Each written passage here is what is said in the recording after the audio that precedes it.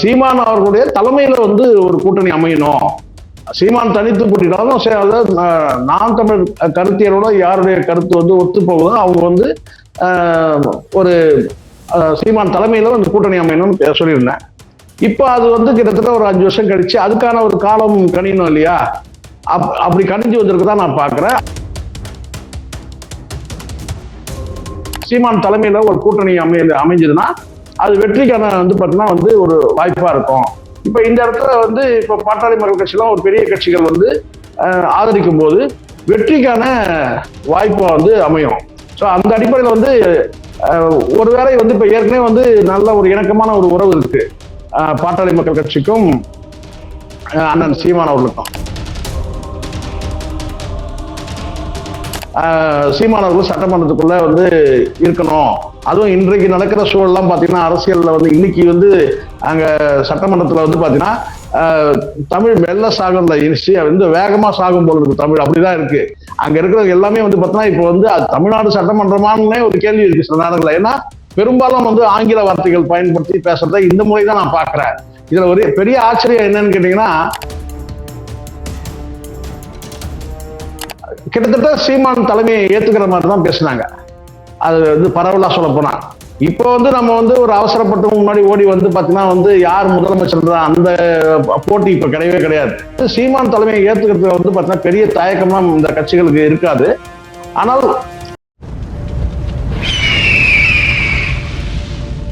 அரசியல் கருத நேயர்களுக்கு வணக்கம். இன்று நம்மோது இணையும் சிறப்பு மூத்த பத்திரிகையாளர் செக்கோரா ஜெய்சங்கர் அவர்கள். வணக்கம் சார். வணக்கம் சார். வணக்கம் சார். சமீபத்தில் நடக்கக்கூடிய சட்டமன்ற கூத்துக்கள் எல்லாம் பார்க்கும்போது மக்கள் ஒரு புறம் நாம் தமிழர் கட்சி போன்ற கட்சிகள் வந்து சட்டமன்றத்தில் இடம்பெறணும் அப்படின்ற ஒரு போக்கு வந்து போயிட்டு இருக்கு. இப்போ ஒரு திடுக்கிடும் தகவல்கள் இணையதளத்தில் பரவ தொடங்கிட்டு என்னன்னா, பாமக வந்து இடைத்தேர்தலில் நாம் தமிழர் ஆதரிக்க வாய்ப்பு இருக்குன்ற மாதிரியும் அன்புமணி ராமதாஸ் சீமான் இரவில் சந்திக்க இருக்கிறதாக ஒரு பக்கம் செய்திகள்லாம் வெளியாகிட்டே வருது. பாமக நாம் தமிழர் கட்சி ஆதரிக்க தொடங்கியிருக்கா? இது முதல்ல நான் ஏற்கனவே முன்னாடி நான் சொல்லியிருக்கிறேன். சீமான் அவர்கள் வந்து நாம் தமிழர் கட்சி வந்து தனித்து போட்டியிடுறது வந்து அவங்க முடிவு தான். ஆனால் நான் இப்ப இல்ல ஒரு 6 வருஷத்துக்கு முன்னாடி நான் சொன்னேன், சீமான் தனித்து போட்டிட்டாலும் சீமான் தலைமையில ஒரு கூட்டணி அமையணும். அதாவது ஒத்த கருத்து, அதாவது தமிழ் தேசியத்தை நேசிக்கக்கூடியவர்கள் அத்தனை பேருமே வந்து சீமான் தலைமையில வந்து இணையணும் அப்படின்னு சொல்லி நான் பேசினேன். இணையணும்ன்றது நான் கேட்டேன்னா கூட்டணிக்காக இணையணும், கட்சியை கொண்டு போய் இணைக்கிறது இல்லை. தனித்தனியா கட்சி வந்து நடத்தலாம். ஆனால் ஒரு ஒத்த கருத்துடையவர்கள் சீமான் அவர்களுடைய தலைமையில வந்து ஒரு கூட்டணி அமையணும். சீமான் தனித்து போட்டிட்டாலும் நாம் தமிழ் கருத்தியலோட யாருடைய கருத்து வந்து ஒத்து போகுதோ அவங்க வந்து ஒரு சீமான் தலைமையில வந்து கூட்டணி அமையணும்னு சொல்லியிருந்தேன். இப்ப அது வந்து கிட்டத்தட்ட ஒரு 5 வருஷம் கழிச்சு அதுக்கான ஒரு காலம் கணியணும் இல்லையா? அப்படி கணிஞ்சு வந்திருக்குதான் நான் பாக்குறேன். ஆனா இந்த இடத்துல கூட நான் சொல்றேன்னா வந்து இந்த யார் தலைமை என்பது வந்து பாத்தீங்கன்னா இப்போ வந்து 2031 கூட அதை பார்த்துக்கலாம். யார் தலைமை, யார் முதலமைச்சர்ன்றதெல்லாம் அப்புறம் கூட பார்த்துக்கலாம். பட் இப்போ வந்து ஒரு இடைத்தேர்தல் வரும்போது பாத்தீங்கன்னா ஒரு சீமான் தலைமையில ஒரு கூட்டணி அமைஞ்சதுன்னா அது வெற்றிக்கான வந்து பாத்தீங்கன்னா வந்து ஒரு வாய்ப்பா இருக்கும். இப்ப இந்த இடத்துல வந்து இப்ப பாட்டாளி மக்கள் கட்சியெல்லாம் ஒரு பெரிய கட்சிகள் வந்து ஆதரிக்கும் போது வெற்றிக்கான வாய்ப்பா வந்து அமையும். ஸோ அந்த அடிப்படையில் வந்து ஒருவேளை வந்து இப்ப ஏற்கனவே வந்து நல்ல ஒரு இணக்கமான ஒரு உறவு இருக்கு பாட்டாளி மக்கள் கட்சிக்கும் அண்ணன் சீமான் அவர்களுக்கும். ஸோ அதனால வந்து ஒருவேளை அவங்க ஆதரிக்க கூடும் நான் நினைக்கிறேன் பாட்டாளி மக்கள் கட்சி. ஓகே, இப்போ அன்புமணி ராமதாஸ் அவர்கள் சீமான் தலைமையை ஏத்துக்கிறது அத்த கட்டம் அப்படின்ற ஒரு விஷயத்த வந்து சொல்றீங்க. ஸோ இடைத்தேர்தலில் இந்த ஆதரவு வந்ததுன்னா அம்பாசமுத்திரம் போன்ற தொகுதிகளில் நாம் தமிழர் வெல்ல வாய்ப்பு இருக்கா? இல்ல என்ன நான் அப்படின்னா இப்போ எல்லாருக்கும் ஒரு எதிர்பார்ப்பு இருக்கு. இப்ப எனக்கு ஒரு எதிர்பார்ப்பு இருக்கு. என்னன்னா வந்து சீமான் அவர்கள் சட்டமன்றத்துக்குள்ள வந்து இருக்கணும். அதுவும் இன்றைக்கு நடக்கிற சூழல்லாம் பாத்தீங்கன்னா அரசியல்ல வந்து இன்னைக்கு வந்து அங்க சட்டமன்றத்துல வந்து பாத்தீங்கன்னா தமிழ் மெல்ல சாகும்ல வந்து வேகமா சாகும் போல இருக்கு தமிழ், அப்படிதான் இருக்கு. அங்க இருக்கிறது எல்லாமே வந்து பாத்தீங்கன்னா இப்போ வந்து தமிழ்நாடு சட்டமன்றமானே ஒரு கேள்வி இருக்கு சில நேரங்கள்ல. ஏன்னா பெரும்பாலும் வந்து ஆங்கில வார்த்தைகள் பயன்படுத்தி பேசுறத இந்த முறைதான் நான் பாக்குறேன். இதுல ஒரு பெரிய ஆச்சரியம் என்னன்னு கேட்டீங்கன்னா, ஏதோ நீங்க சொன்ன உடனே வந்து தாவேகா தான் வந்து ஆங்கிலம் கலந்து பேசுறாங்கன்னு கிடையாது. அநேக உறுப்பினர்கள், இன்னும் குறிப்பா சொல்ல போனா வந்து திமுகவை சார்ந்தவர்கள் கூட அதிமுக கொஞ்சம் குறைவா சொல்லலாம். அதிமுக இருக்கிறவங்க வந்து அந்த ஆங்கில உச்சரிப்பு, எதிர்கட்சி தலைவரும் வந்து ஆங்கில வார்த்தைகள் போட்டு பேசுறது தான் ரொம்ப ஆச்சரியமான விஷயம். ஏன்னா இத்தனை ஆண்டு காலம் வந்து அந்த சட்டமன்றத்துல வந்து ஒரு மரபு இருந்துச்சு. ஆங்கில சொற்களை வந்து கூடுமான வரைக்கும் தவிர்த்துருவாங்க. ஆனால் இன்னைக்கு வந்து பாத்தீங்கன்னா அங்க தமிழ் பேசக்கூடியவங்க வந்து ரொம்ப ரொம்ப சொற்பமா இருக்கிறத பார்க்கிற. தமிழ் பேசக்கூடியவங்க ஆங்கில வார்த்தைகள் அதிகமா பேசுறோம், அது பெருமையா வேற சொல்றாங்க. வந்து நான் வந்து ஆங்கில வழி கல்வி படிச்சேன், ஆங்கிலம் தான் எனக்கு தெரியும்ன்றதால அது பெருமையா பேசக்கூடிய ஒரு சூழ்நிலை இருக்கு. அப்போ இது வந்து சரியான தருணமா நான் நினைக்கிறேன். அதை தாண்டி வந்து பாத்தீங்கன்னா வந்து ஒரு எதிர்த்து கேள்வி கேட்கறதுக்கான வந்து பாத்தீங்கன்னா அங்க குரல் வலை வந்து நெருக்கப்படுது எதிர்கட்சிகளுக்கு. பெரும்பாலும் வந்து பாத்தீங்கன்னா வந்து சபாநாயகர் சொல்லக்கூடிய ஒரு அதே வார்த்தை என்னன்னு கேட்டீங்கன்னா வந்து உட்காருங்க. பெரும்பாலான வார்த்தை இது சபாநாயகருடைய வார்த்தையே வந்து பாத்தீங்கன்னா உட்காருங்க உட்காருங்க உட்காருங்க, அதுதான் பாக்குறோம். அப்போ அந்த இடத்துல வந்து பாத்தீங்கன்னா சட்டமன்றத்துல ஜனநாயகம் இருக்கணும், தமிழ் வாழணும்னு சொன்னா சீமான் வந்து சட்டமன்றத்துல வாழணும், அப்பதான் அங்க தமிழ் வாழும். புரியுது சார். இப்போ சமீபத்தில் வேல்முருகன் அவர் சொன்ன மாதிரி அந்த தமிழ் தேசிய கூட்டமைப்பு இடைத்தேர்தலை உருவாக வாய்ப்பு இருக்குன்னு நினைக்கிறீங்களா, இந்த மாதிரி அசைவுகளை பார்க்கும்போது? ஆமா, இல்ல இப்போ அதுதான் இப்போ வேல்முருகன் மட்டுமே இல்ல, அன்னைக்கு அதான் உங்களுக்கு தெரியும், அந்த கூட்டத்துல வந்து கலந்துகிட்ட பல பேரும் சரி வந்து கிட்டத்தட்ட சீமான் தலைமையை ஏத்துக்கிற மாதிரி தான் பேசினாங்க. அது வந்து பரவலா சொல்ல போனா இப்போ வந்து நம்ம வந்து ஒரு அவசரப்பட்டு முன்னாடி ஓடி வந்து பாத்தீங்கன்னா வந்து யார் முதலமைச்சர் அந்த போட்டி இப்ப கிடையவே கிடையாது. ஒரு டைம்ல உங்களுக்கு தெரியும் நினைக்கிறேன் வந்து மக்கள் நல கூட்டணி ஒரு கூட்டணி உருவாகும் போது யார் வந்து முதல்வர்ன்ற மாதிரி ஒரு பேச்சு இருக்கு. விஜயகாந்த் இணைஞ்சதும் விஜயகாந்த் தலைமையை வந்து ஏத்துக்கிட்டாங்க. விஜயகாந்த் தலைமையை எல்லாரும் எதிர்த்தவங்க தான். விசிகா தலைவர் திருமாவளவன் உட்பட, வைகோ உட்பட விஜயகாந்த் அரசியலுக்கு வரும்போது இவங்க எல்லாம் எதிர்த்தவர்கள் தான். ஆனாலும் அதுக்கப்புறம் விஜயகாந்த் தலைமையை ஏத்துக்கிட்டாங்க. அப்போ இங்கேயும் கூட நான் சொல்றேன்னு கேட்டீங்கன்னா வந்து சீமான் தலைமையை ஏத்துக்கிறது வந்து பாத்தீங்கன்னா பெரிய தயக்கம்லாம் இந்த கட்சிகளுக்கு இருக்காது. ஆனால் அது வந்து இப்போ வந்து அந்த முதலமைச்சர் யாருன்ற அந்த விவாதத்துல கொண்டு போய் விட்டுச்சுன்னா சிக்கலாயிரும். நமக்கு இப்ப தேவை என்ன, இடைத்தேர்தல். அந்த இடைத்தேர்தல்ல வந்து போட்டியிட அம்பாசமுத்திரத்துல சீமான் போட்டியிட, சீமான் அவர்களை ஆதரிக்கிறவங்க யாரு, அது வரைக்கும் அந்த இடைத்தேர்தல் வரைக்கும் தான் இதை வந்து பேசணும். அதுக்கப்புறம் பொது தேர்தல் வரும்போது அது சட்டமன்ற தேர்தல் 2031 வாதிக்க வேண்டிய விஷயம், 29 வாதிக்க வேண்டிய விஷயம். அது வந்து யார் தலைமையில கூட்டணி, யார் வந்து கூட்டணிக்கு தலைமை யாரு அப்படின்னா, இப்ப இந்த கூட்டணிக்கு தலைமை கூட வந்து இப்ப அறிவிக்க வேண்டிய அவசியம் கிடையாது. சீமானவர்கள் ஆதரிக்கிற கட்சிகள்னு வந்து வேணா சொல்லலாம், இந்த கட்சிகள் ஆதரிக்கிறாங்க அப்படின்னு சொல்லிட்டு. அது கடந்த அடுத்த ஒரு நாட்கள்ல வந்து இப்போ தேதி அறிவிக்கிட்டோம், தேர்தல் தேதி அறிவிச்ச பிறகு அதுக்கப்புறம் வந்து வேட்புமனு தாக்கல் பண்ண பிறகுதான் யாரெல்லாம் வந்து சீமானவர்களை ஆதரிக்கிறாங்கன்றது, அம்பாசமுத்திரத்துல யாரெல்லாம் ஆதரிக்கிறாங்கன்றது தெரிய வரும். அதிமுக கூட ஆதரிக்கலாம், திமுக கூட ஆதரிக்கலாம். சோ ஆதரவு நிலைப்பாடு வந்து பாத்தீங்கன்னா அவங்க வந்து ஒரு ஆதரவு தரும்போது பாத்தீங்கன்னா அதை விளக்க வேண்டிய வேண்டாம்னு வந்து விளக்க வேண்டிய அவசியம் கிடையாது. நாம வந்து கூட்டணி கேட்கல, நாம் தமிழர் கட்சி வந்து கூட்டணி கேட்கணும். ஒருத்தர் வந்து ஆதரவு தெரிவிக்கிறாங்கன்னா அந்த ஆதரவு வந்து பெற்றுக்கொள்வதும் ஒரு மரியாதை தானே. அதனால வந்து இப்ப தேர்தல் அறிவிச்சாதான் எல்லாமே தெரியும். அம்பாசமுத்திரத்துல சீமான் அவர்கள் போட்டியிடாது மட்டும்தான் உறுதி. ஆனா அங்க பொது வேட்பாளரா யாரெல்லாம் ஆதரிக்கிறாங்க அப்படின்னு தெரியாது. ஆனா அதுக்காக வந்து பாத்தீங்கன்னா வந்து இங்க வந்து ஆளுங்கட்சி வந்து ரொம்ப வலிமையா இருக்கிறதாவும் மற்ற கட்சிகள்லாம் பலவீனமா இருக்கிறதாவும் இதெல்லாம் வெற்றி பெறதுக்கு வாய்ப்பு இருக்கா, சீமான் எப்படி வெற்றி பெறுவாரு அப்படிலாம் கேட்கறாங்கல்ல. அவங்களுக்கு எல்லாருக்கும் நான் கேட்கறது என்னன்னா, தாவேக மட்டும் எப்படி வெற்றி பெறும்? தாவேக என்ன தோத்தது தானேங்க, தோற்ற கட்சி, ஜெயிச்சவங்க வந்து தங்களோட சேர்த்துக்கிட்ட கட்சி. அப்ப அங்க இருக்கிற மக்கள் தான் அவ்வளவு வந்து பாத்தீங்கன்னா ஏமாளிகளா? மக்கள் வந்து பாத்தீங்கன்னா வந்து வாக்களிச்சு வெற்றி பெற்ற ஒரு நபரை வந்து கட்சியில இணைச்சிக்கிறதே வந்து அது பலவீனம் தானே. அப்ப வந்து அங்க தாவேக்கா வெற்றி பெறணும்னு சொல்லிட முடியாது. அப்ப சீமான் அவர் வெற்றி பெறுவாரான்னு கேட்கறவங்க அத்தனை பேருக்கு என் கேள்வி கேட்டா தாவேக்கா வெற்றி பெறுமான்றதான் என்னுடைய கேள்வி. அப்போ இதெல்லாம் வந்து காலம்தான் பதில் சொல்லணும். தேர்தல் அறிவிக்கட்டும், அதுக்கப்புறம் வந்து பார்த்தோம்னா வந்து யார் ஆதரிக்கிறாங்க யார் எதிர்க்கிறாங்கிறது தெரிய வரும். குறிப்பா ஆதவ் அர்ஜுனா அவர்கள் சமீபத்தில் அவரோட நிறுவனத்தின் மூலமா எடுத்த கருத்து கணிப்புல ஒரு திடுக்கிடும் தகவல் வந்திருக்கு. நடைபெற இருக்கக்கூடிய அனைத்து அந்த இடைத்தேர்தலில் எல்லா தொகுதியிலும் தாவேக்கா வெல்லாது அப்படின்ற ஒரு ரிசல்ட்ஸ் தான் வந்திருக்கு அப்படின்னு சொல்லிட்டு ஒரு செய்தி வெளியாக தொடங்கியிருக்கு. எப்படி பாக்குறீங்க இது? அது உண்மைதானே. இப்ப இந்த 108 ஒரு பெரிய யோசனையா தானே இருக்கு சரண். இப்போ இந்த 108 எப்படி ஜெயிச்சாங்கன்றதானே இப்ப அவங்களுக்கே சந்தேகமா தானே இருக்கு. இதானே இப்ப பிரச்சனையே. இப்போ திடீர்னு குளத்தூர்ல போய் வந்து இவிஎம் மிஷின் எடுத்தா அதுல வந்து பாத்தீங்கன்னா வந்து குளறுபடிகள் இருக்கு, முறைகேடு நடந்திருக்கிறதுக்கான வாய்ப்பு இருக்குன்னு சொல்லி ஆதாரப்பூர்வமா நிரூபிக்கப்பட்டிருக்கு, நீதிமன்றத்தில் எடுத்துட்டு வர்றாங்க. ஸோ அது மாதிரி வந்து பாத்தீங்கன்னா வந்து எந்தெந்த தொகுதியில இப்படி நடந்து தமிழ்நாடு முழுவதும் இருக்கிற வந்து பாத்தீங்கன்னா வந்து இவிஎம் மிஷினை வந்து பாத்தீங்கன்னா நீங்க ஆய்வு செஞ்சீங்கன்னா ஒட்டுமொத்தமா இவிஎம்ஏ ஃபெயிலியர் ஆயிடும் போல இருக்கு. ஏன்னா ஒரு தொகுதியில வரைக்கும் கொண்டு போயிட்டு அந்த பிரச்சனையை முடிச்சுக்கலாம்னு பாக்குறாங்க திமுக தரப்புல. ஆனா தமிழ்நாடு முழுவதும் நீங்க வந்து இவிஎம் மிஷின் நீங்க வந்து ஆய்வு செஞ்சீங்கன்னா இவிஎம்ன்ற அந்த இதுவே வந்து பாத்தீங்கன்னா ஃபெயிலியர் ஆயிடும், அந்த முறையே வந்து பாத்தீங்கன்னா ஃபெயிலியர் ஆயிடும். அப்படி இருக்கு. ஸோ அதனால முதல்ல வந்து பார்த்தீங்கன்னா இந்த 108 வந்து பார்த்தீங்கன்னா ஒரு பெரிய சந்தேகம் தானே. அப்ப அந்த ஆய்வு வந்து பார்த்தீங்கன்னா அவங்களுக்கு அதிர்ச்சியா கூட வரும். ரெண்டாவது இப்போ நான் இந்த ஆட்சி வரதுக்கு முன்னாடி ஒரு அலை வீசந்து உண்மை. இப்ப அந்த அலை வந்து அடங்கி தானே இருக்கு. ஓ இன்னைக்கு வந்து பாத்தீங்கன்னா இன்னைக்கு தமிழ்நாடு இருக்கிற அரசியல் கட்சி தலைவர்ல விஜய் வந்து ஒரு ஸ்ட்ராங் லீடர் இருக்கிறாருன்னா ஆமா எஸ் ஆமா அது ஒத்துக்கலாம். ஆனால் கிட்டத்தட்ட வந்து பாத்தீங்கன்னா வந்து எம்ஜிஆர் இருக்கிற செல்வாக்கு ஜெயலலிதா இருக்கிற செல்வாக்கு முடி வந்து பாத்தீங்கன்னா ஜெயிப்போனா ஜெயலலிதாவே தோத்து இருக்கிறாங்கல்ல. எம்ஜிஆருக்கு என்ன தோல்வி இல்லைன்னு வேணா சொல்லலாம். ஆனாலும் வந்து ஒரு முறையா ஒரு ஆண்டிப்பட்டி தொகுதியில் நிற்கும் போது ஒரு பதற்றம் இருக்கும். பிரச்சாரத்தை வந்து பார்த்தீங்கன்னா வந்து வேகமா முன்னெடுப்பாரு. அன்னைக்கு பிரச்சாரம் பண்ணி வந்து ஜெயலலிதா இது எம்ஜிஆர் ஜெயிக்க வச்சது இந்த ஜெயலலிதா.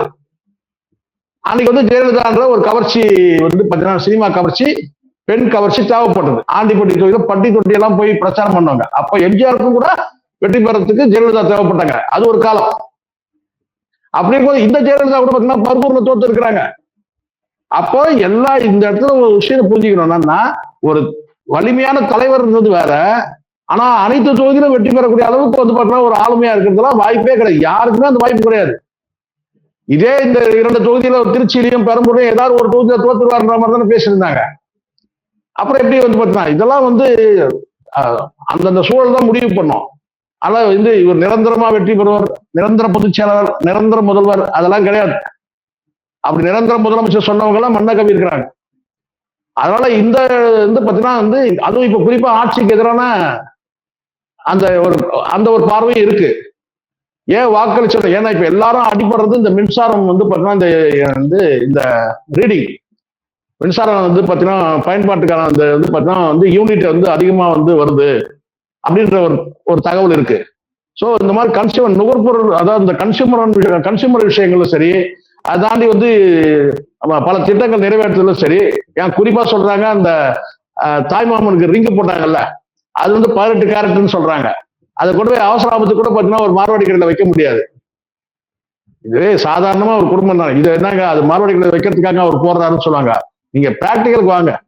நீங்க இந்த சீர் வரிசையே நான் கேட்கிறேன், எத்தனை பேர் வந்து தாய் வீட்டு சீர் வாங்கிட்டு வராங்கல்ல பெண்கள், எவ்வளவு பேர் அதை அப்படியே வந்து பொட்டியில வச்சு பாதுகாக்கிறாங்க. ஏதாவது ஒரு அவசரத்துக்கு வந்து அவங்க அந்த செலவு பண்ணுவாங்க, வீடு கட்டுறதுக்காக செலவு பண்ணுவாங்க. ஏன் எத்தனையோ பேர் வந்து பாத்தீங்கன்னா நீண்ட வருடம் கழிச்சு பிள்ளைகளுடைய எக்ஸாம் ஃபீஸ் கூட பாத்தீங்கன்னா அதை பயன்படுத்துறவங்க இருக்கிறாங்க, காலேஜ் ஃபீஸ் பயன்படுத்துறவங்க இருக்கிறாங்க. அவசரத்துக்கு வந்து பேங்க்ல கொண்டு போய் வச்சு அதை பணமாக்கி பயன்படுத்துவாங்க, மறுபடியும் மீட்டு எடுப்பாங்க. ஸோ இதுக்கு எல்லா வகையிலும் பயன்படணும். ரிங்கு போட்டா அந்த ரிங்கு 24 மணி நேரம் அந்த ரிங்கு அந்த குழந்தை கை விரலே இருக்கணும், தேவைப்படணும். அதுக்காக நீங்க அதோட மதிப்பு குறையக்கூடாது. அப்ப 24 கேரட் வந்து பாத்தீங்கன்னா வந்து அது 18 கேரட் அதோட விளைவு. அது அவசரத்துக்கு கூட நீங்க வந்து பயன்படுத்திக்க முடியாது. ஸோ இதெல்லாம் வந்து சாதாரண குடும்பங்கள்ல நடக்கக்கூடிய வந்து பாத்தீங்கன்னா விஷயம். இந்த மார்வாடி கடையில கொண்டு போய் வச்சு ஒரு அவசரத்துக்கு பணம் வாங்குறது, திருப்பி மீட்டுறது, திருப்பி வைக்கிறது, திருப்பி மீட்டுறது. ஸோ இதெல்லாம் இதுக்கு போய் இவர் வந்து இவ்வளவுலாம் யோசிக்கூடாது. அப்போ அதோட வேல்யூ குறைக்கணும்னு தான் அவங்க நோக்கம். 18 கேரட் ஆக்கணும், அப்போ கொஞ்சம் வேல்யூ குறையும். இதெல்லாம் யாரோ அங்க கூட இருக்கிறவங்க வந்து பாத்தீங்கன்னா தப்பா ஆலோசனை சொல்றதுதான். இதெல்லாம் ரொம்ப தப்பான ஆலோசனை. ஒரு நகையை போறீங்கன்னா அவங்களுக்கு முழுமையா அதை பயன்படுத்திக்கிறதுக்கான அந்த வாய்ப்பை தரணும். நீங்க வீட்டுக்கு மனை கொடுக்குறீங்க, அந்த வீட்டு மனையை விற்க முடியாதுங்க, நீங்க வீடு கட்டிட்டு வாழலாம்னு சொன்னா அது வாழ்வாதாரம், அது வேற. ஆனா இது போன்ற ஒரு இந்த இதெல்லாம் சீர் வரிசை நீங்க கொடுக்கறதே வந்து பாத்தீங்கன்னா அவங்க ஏதாவது ஒரு வகையில அதை பயன்படுத்திப்பாங்க. சார் வீடு கட்டும் போது எவ்வளவு பேர் வந்து பாத்தீங்கன்னா அம்மா வீட்டு சீர் வச்சு பார்த்தீங்கன்னா வந்து அவசரத்துக்கு பணம் மொத்த வீடு கட்டும் போது நான் மனைவி நகையை கட்டி கொடுப்பாங்க. அதெல்லாம் ஒரு பிணைப்பு இருக்கு. அதுக்கப்புறம் அந்த நகையை மீட்டுவாங்க. ஏன் நகையை வித்தவங்களா இருக்கிறாங்க. என் பிள்ளைகளுக்கு வந்து கல்யாணம் பண்ணி கொடுக்கும் போது பார்த்தீங்கன்னா தாய் வீட்டு சரியை சேர்த்து நகையை போட்டு கல்யாணம் பண்ணி கொடுத்த எத்தனை தாய் இருக்கிறாங்க. அப்போ இந்த தாய் மாமன் சீர்ன்றதை பார்த்தீங்கன்னா அங்க வந்து தோல்வியில தான் நிக்குது. இதை தொடர்ந்து இப்போ சமீபத்தில் ஒரு செய்திகள் வெளியாயிருக்கு.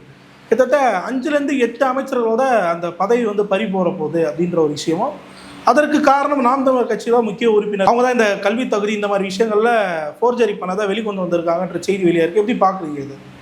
இல்ல ஏற்கனவே வந்து நாம் தமிழர் கட்சி வந்து எடுக்கிற வழக்குகள் அத்தனையுமே வந்து இந்த தாவேக்கா அரசுக்கு எடுக்கிற வழக்குகள் அத்தனையுமே வந்து திருமுருகன் வந்து பாத்தீங்கன்னா தொடர்ச்சியா வந்து வெற்றி அடைகிறாருன்னு நம்ம அதை பார்க்கிறோம். அது உள்ளபடியே நம்ம வந்து அதை பாராட்ட தெரியணும். உண்மையிலே சொல்றேன். ஏன்னா அந்த அளவுக்கு மனுஷன் வந்து பாத்தீங்கன்னா அவர் நிறைய அவருடைய பத்தி நான் இணையத்தை போய் நிறைய தேடும்போது வந்து பாத்தீங்கன்னா நிறைய உள்ளபடியே இந்த மாதிரியான ஒரு நாம் தமிழுக்கு இப்படிப்பட்ட ஒரு தொண்டர்லாம் வந்து கடுமையா இரவு பகலா உழைக்கக்கூடியவங்க இருக்கிறாங்கன்றது ரொம்ப சந்தோஷமா இருந்துச்சு, மகிழ்ச்சியா இருந்தது.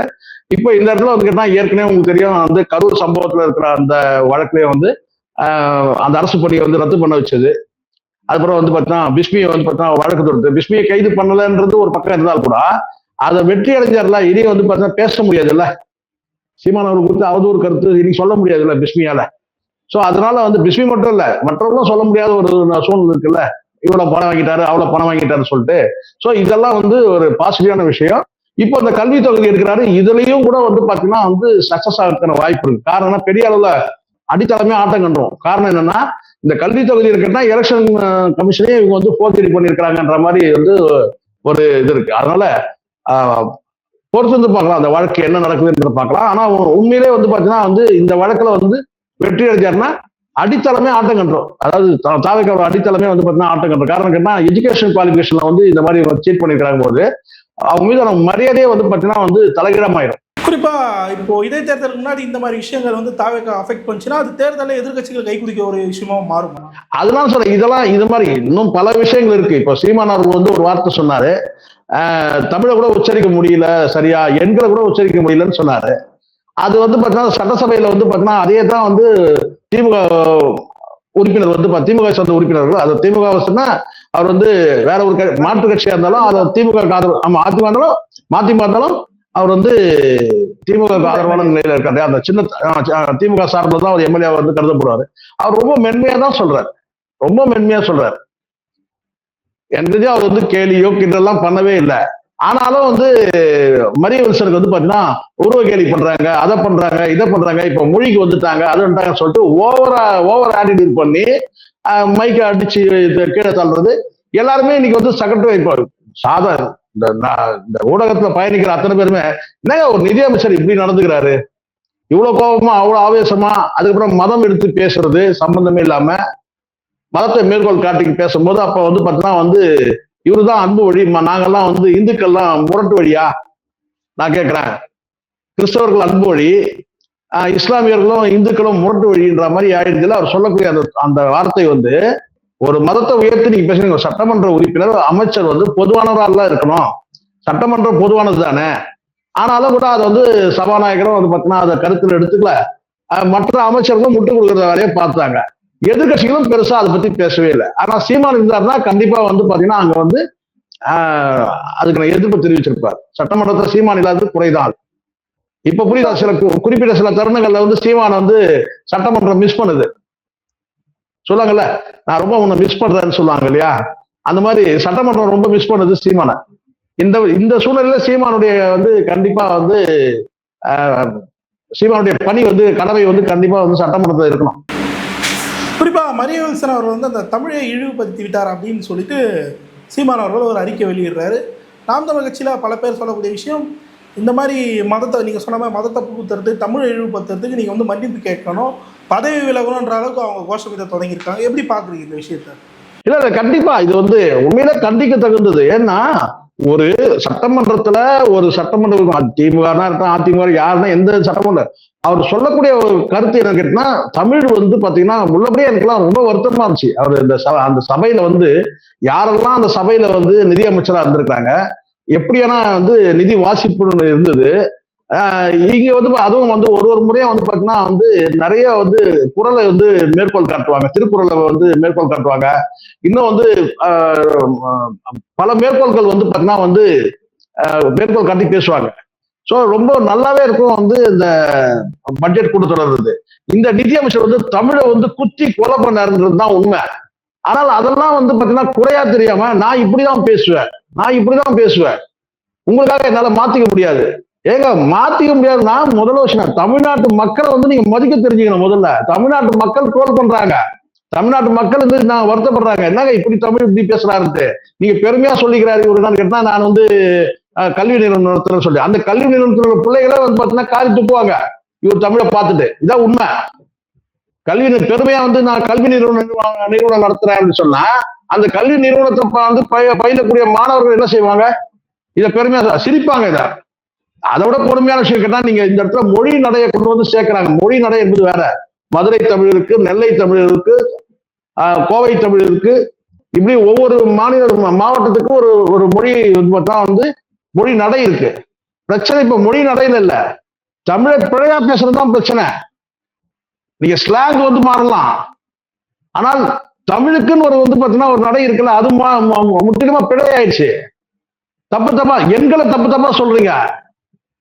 எண்களை தப்பா சொல்றதுக்கு அதுக்கு என்ன முட்டு கொடுப்பீங்க? நான் கேட்கிறேன். எண்களை தப்பா சொல்றீங்க, அப்ப உங்க ஏழாம அப்ப நீங்க என்ன செய்யணுங்கன்னா, ஐயா எனக்கு செட் ஆகல, நிதியமைச்சருக்கு எனக்கு வேற வந்து எனக்கு போஸ்டிங் கொடுத்துருங்க, எனக்கு நிதியமைச்சர் வேணாம்னு சொல்லி நீங்க போங்க வெளியில.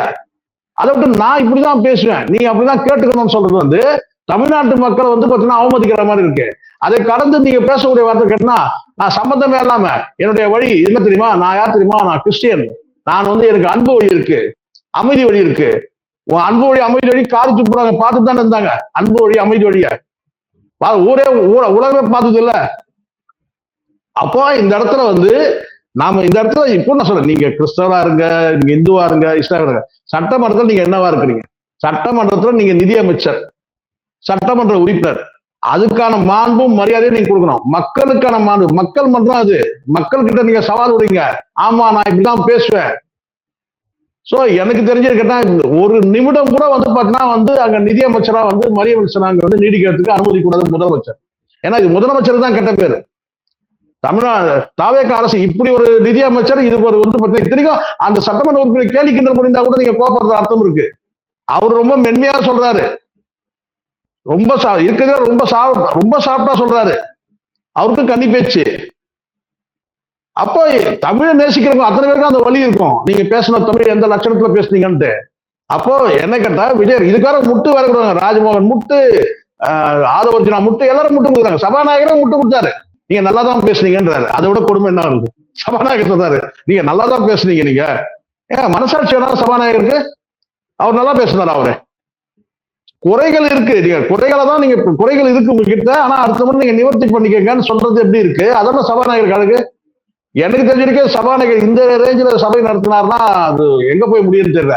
ஏங்க நல்லா தெரியுங்க வந்து நிதியமைச்சர், இவரே நிதியமைச்சர் சொல்லிருக்கணும், நீங்க பேசி முடிக்கும் போது நிறைய எழுத்து சொற்பிழை இருந்தது, எண் பிழை இருந்தது, நீங்க அடுத்த முறை இதை திருத்தீங்கன்னு சொல்லிருக்கணும் என்ன கேட்டா. ஆனா நீங்க சொல்லல. ஆனா அதை சுட்டி காட்டும் போது அதுக்கு நீங்க யாருக்கு முட்டு கொடுக்குறீங்க?